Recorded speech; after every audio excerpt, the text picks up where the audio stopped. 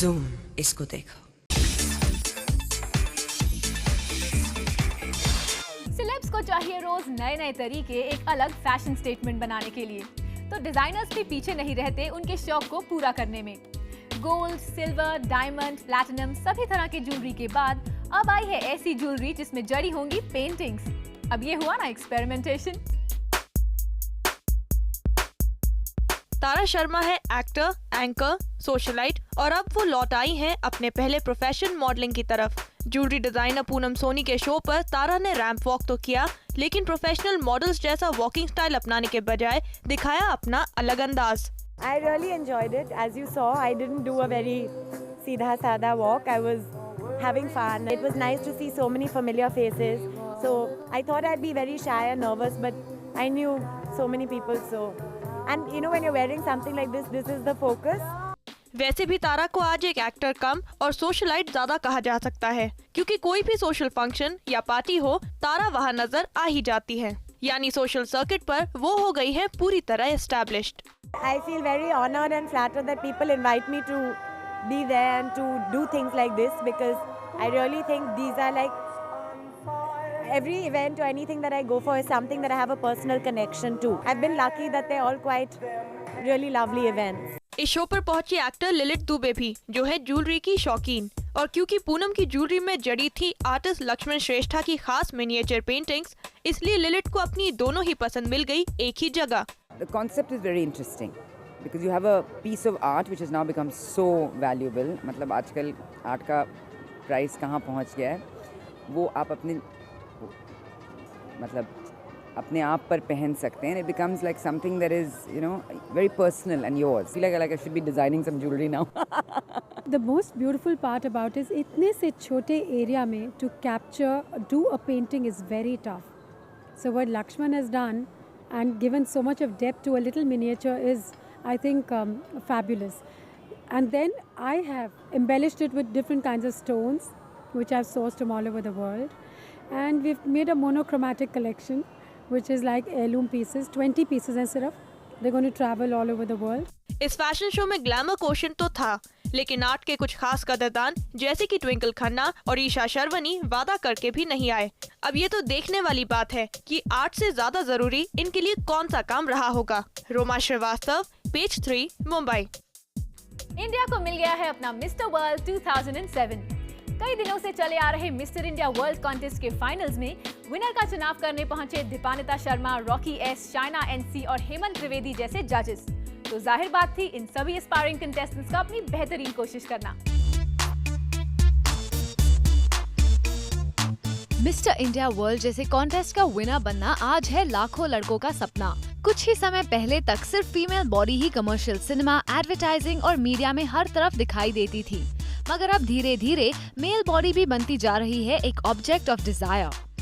Sex object पता नहीं है, सेक्सी ऑब्जेक्ट मैं बोलूँगी डेफिनेटली। और मुझे वो अच्छा लगता है कि बहुत हो गया फीमेल पैजेंट्स यार, तो थोड़ी एक्साइटिंग बात है कि मिस्टर इंडिया भी आने लगा है and we get to see some nice good looking man. Male तो हमेशा से ही सेक्स सिंबल रहे हैं, ऐसा नहीं कि सिर्फ औरतें या विमेन रही हैं। और बड़े स्केल पे हो रहा है, ये बहुत अच्छी बात है। अभी हमें मेल आइटम सॉन्ग्स भी देखने को मिलता है and this is I think a fantastic वे।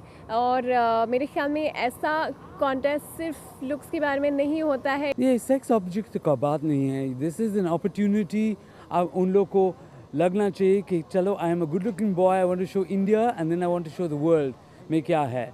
तो अगर थोड़ा इंटेलिजेंस होगा and you want to present yourself to look good physically and mentally, it's a great opportunity. Male के कॉन्फिडेंस दिखाई देता है, क्योंकि बहुत सारे ब्यूटी पैजेंट्स में आपने देखा होगा कि महिला जो है बहुत ही तेज़ी से जवाब देती है और उनमें बहुत कॉन्फिडेंस है। लेकिन यहाँ आज देखने को मिला कि ना सिर्फ फिज़िक और बॉडी लैंग्वेज के ऊपर, लेकिन इनके कॉन्फिडेंस के ऊपर भी बहुत इम्पोर्टेंस दिया था।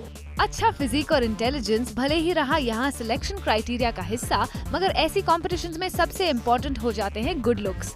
और इन सेलिब्रिटीज की राय में अब मेन भी अपने फीमेल काउंटरपार्ट्स की तरह दे रहे हैं बाहरी खूबसूरती पर ध्यान।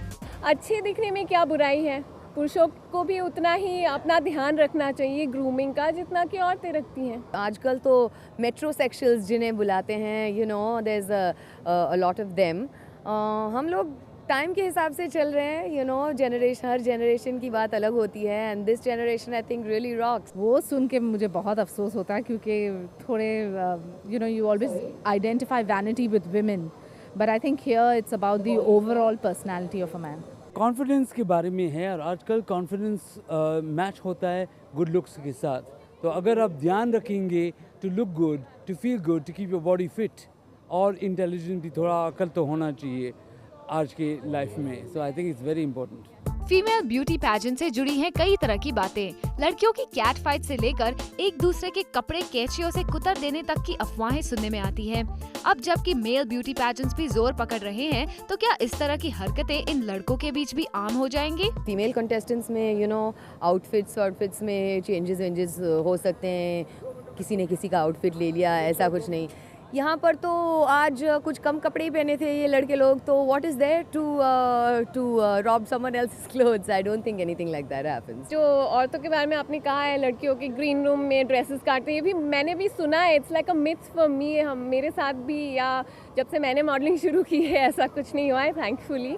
And I think male bonding is very strong. I don't think they get into all that. मैं कोरियोग्राफर डायरेक्टर नहीं थे, तो इसलिए I don't know what happened back stage.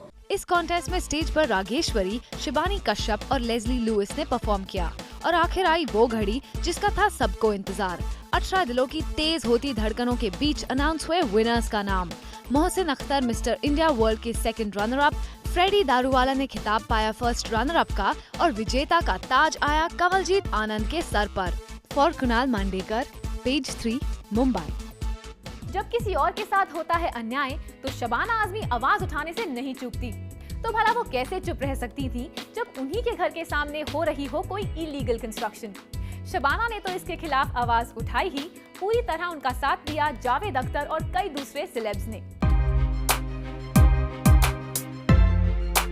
MP social activist actress Shabana Azmi उतरी सड़क पर प्रोटेस्ट करने बीएमसी के खिलाफ। वजह उनके घर के सामने चल रही इलीगल कंस्ट्रक्शन, जो रुकावट है उनके घर से दिखने वाले सी व्यू में। ये जो बिल्डिंग है, जो सनपिट बंगला था और अब यहाँ बिल्डिंग बन रही है, ये 18 वायलेशंस कर रही है हमने। और बिल्कुल जुहू बीच पर है, CRZ तो वायलेट कर ही रही है, उसके साथ 18 वायलेशंस कर रही है। और राइट टू इन्फॉर्मेशन के तहत 1 महीने के अंदर हमको जवाब मिल जाना चाहिए। सब लोग, तमाम ऑफिशियल्स चुप्पी धरे बैठे हैं और इसलिए हमने ये प्रोटेस्ट किया है, ताकि ये बात पूरी तरह से सामने आए कि ये बिल्डर को किसका शेयर मिल रहा है। जावेद साहब के लिए ये सी व्यू था गीत लिखने में इंस्पिरेशन का सोर्स। जाहिर है वो तैयार हैं पूरी ताकत से इस मामले में जूझने के लिए।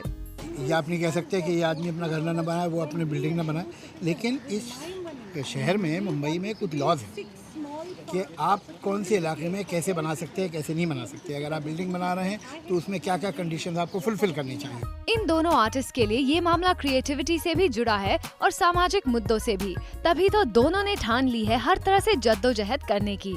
पेज 3, मुंबई। बमन ईरानी बने हैं फुटबॉल कोच फिल्म गोल में, और इसके लिए वो जी तोड़ मेहनत कर रहे हैं। वजन घटाने के लिए नहीं, बल्कि बढ़ाने के लिए। बमन कहते हैं कि उनका किरदार एक थका मांदा कोच है जिसको किसी की परवाह नहीं, और ऐसे में उन्हें जिम की कोई जरूरत नहीं, बल्कि जरूरत है वजन बढ़ाने और आउट ऑफ शेप दिखने की। यकीन है बमन का ये गोल तो काफी आसानी से हासिल होगा।